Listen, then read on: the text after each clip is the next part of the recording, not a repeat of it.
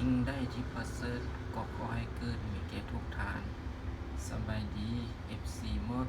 สุขสุขคนผู้ใดที่เข้ามาใหม่มื้อนี้อาจารย์ฝากกดติดตามสิบ่พลาดเลขเด็ดแต่ละงวดเนาะบ่ว่าแม่นวันจันทร์วันพุธวันศุกร์อาทิตย์หนึ่ง3เทื่อเนาะแล้วมื้อนี้อาจารย์ก็จะมาบอกเลขที่เป็นนามสัตว์เนาะคืองวดแล้วเนาะคืองวดแล้วนี่มันออก63988งวดแล้ววันนี้สูตรมื้อนี้เนาะเขาก็สิเอางวดแล้วมันออกเลขลาวมันสิออกอยู่ภายในนี้ภายใน6ตัวนี้ตัวใดตัวหนึ่งแหละมันสลับกันอยู่นี่เลขลาวมันเป็นแนวนี้เลขคนเฮาเฮ็ดเอาเลขลาวนะมันบ่คือเลขไทยนี่เขาเจ้ากวดสอบออกอย่างยุติธรรมเนาะเลขลาวมันคนเฮ็ดเอาเลขลาวเนี่ยมันออกแต่อันเก่าซ้ำๆเดิมๆนั่นแหละแล้วมื้อนี้อาจารย์สิมาบอกเนาะก็คือภายในมื้อนี้วันที่26นี้เนาะมันสิเข้ามาในนี้อาจารย์เฮ็ดมานี่นะแนวทางหวยมันสิเข้ามานี้มันเป็นแมวบ้านแมวป่าแล้วก็หมูควายเนาะวันนี้14 54 94ผู้ใดมักซื้อตัวใดตัวหนึ่งก็ได้เนาะซื้อ14ก็ได้ซื้อ54ซื้อ94ก็ได้หรือว่ามักหมดก็ซื้อหมดเนาะแล้วก็แมวป่าใน18 58 98เนาะหมู07 47 87หมูนี่มัน15 55 95เนาะควายนี่มัน09 49 89แล้วผู้ได้มักซื้อก็ซื้อผู้ได้บ่มักซื้อก็เบิ่งอาจารย์บอกฟรีแล้วตัวเด่นของมันนี่มันก็คือ18 58 98เนาะ46 47 49เนาะตัวนี้ก็มีโอกาสออกเป็นไปได้หลายตัวนี้ก็มีโอกาสออกเป็นไปได้สูงหลายกว่าตัวนี้เนาะแต่ว่าอาจารย์บ่ได้บอกบังคับให้ทุกคนซื้อหมดเนาะมักตัวใดซื้อตัวนั้นมักซื้อหมดก็บ่เป็นหยังมัก46ก็ซื้อ46มักตัวนี้ก็ซื้อตัวนี้มักตัวนี้ก็ซื้อตัวนี้บ่มักก็บ่ซื้อมาเบิ่งนาลาก็บ่เป็นหยังเนาะอาจารย์สิมาบอกแต่ว่าผู้ใดมักเลข3ตัวมันผู้ใดมักเลข3ตัวนี้ก็เลขลาวนี้มักออกแบบยกตัวอย่างแบบนี้เนาะ848นั่นนี่นะมันมักออกเลขออกมันมักออกทางหน้าเลขเป่าเนาะคือสมมุติซื้อตัวนี้เนาะบางคนมักซื้อตัวนี้เนาะอยากได้เลข3ตัวก็ซื้อ446หรือว่า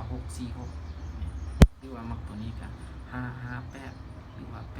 858แบบนี้หรือว่าสิซื้อตัวนี้118หรือว่า818กาได้บ่เป็นหยังเลขลาวมันมาออกเป่าแบบนี้หรือว่าซื้อตัวนี้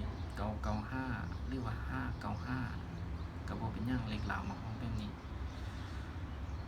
อันนี้มันตัวเด่นของมันเนาะภายในมือนี้เนาะอันนี้แนวทางเข้ามามันเป็นนามสัตว์เนาะแล้วก็บอกเป็นตัวเลขพร้อมอันนี้เป็นไปได้หลายโอกาสออกได้หลายอันนี้ก็โอกาสสูงตัวเด่นของมันเนาะเลขลาวมันมักออกแต่เก่าๆซ้ำๆเดิมๆเนาะอาจารย์สิมาบอกก็คืองวดแล้วนี่อาจารย์บอกไปนี่มันเป็น46อาจารย์ก็บอกแล้วว่า 90% บอกไปเป็น46ออก48เนี่ยบางคนซื้อขึ้นซื้อลงมันก็ได้แล้วบ่ต้องว่าสิเอามาเลข6ตัว5ตัว4ตัวเนาะมันโอกาสเป็นไปได้ยากบ่ต้องว่างหลายเนาะเขาถึกเลขของตัวทุกงวดเฮาก็ถือว่าโอเคมีโชคแล้วอีกอย่างเลขบางคนมักซื้อเลขเวียดนะเลขเวียดมันออกทุกมือเนาะเลขอันนั้นได้แหงหายเลขเวียดนะมันคนเฮ็ดเอา นักธุรกิจเขาอยากให้ออกตัวได้เข้ากับเฮ็ดออกเพราะว่าเลขมันออกทุกมือนี่บ่ต้องพากันไปซื้อเลขเท่านั้นนะกันซื้อแต่เลขลาวนี่ก็เลขไทยนี่ก็ถือว่าโอเคแล้ว แต่ว่าเลขลาวนี่ก็ยังมีปัญหาอยู่บนโอ่งห้วยเนาะคืองวดแล้วมันเลขหนึ่งอ่ะเป็นเลขเจ็ดอะเลขเจ็ดเป็นเลขหนึ่งอ่ะก็ยังแบบตัวได้ตัวแทอยู่อันนั้นเป็นคนเฮ็ดเอาเนาะเป็นอันนั้นคือสมมติว่าปัญหาเนาะปัญหามันออกมาเองตัวซับตัวได้ตัวหนึ่งที่ว่าออกมาเนาะโอกาสน้อยที่จะออกมันเป็นหูตัวซับคือเป็นหูเมี่ยงนาคอะเป็นหูไก่อะสินะโอกาสน้อยที่จะออกนาคเป็นไก่อะสิมันออกตัวอื่นออกตัวที่คนบ่ซื้อได้ออกที่คนซื้อไม่อะออกนั้นยันเข้าเจ๊งว่าซั่นอันพวกเจ้าแม่เพิ่นออกเป็นเอานี้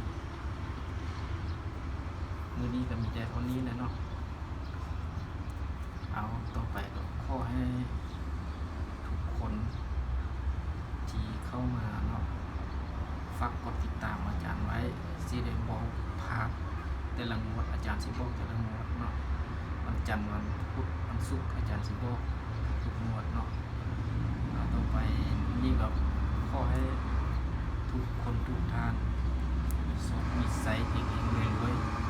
ๆทุกเรียกเหมือนกันเนาะสุขคนด้วยเถิด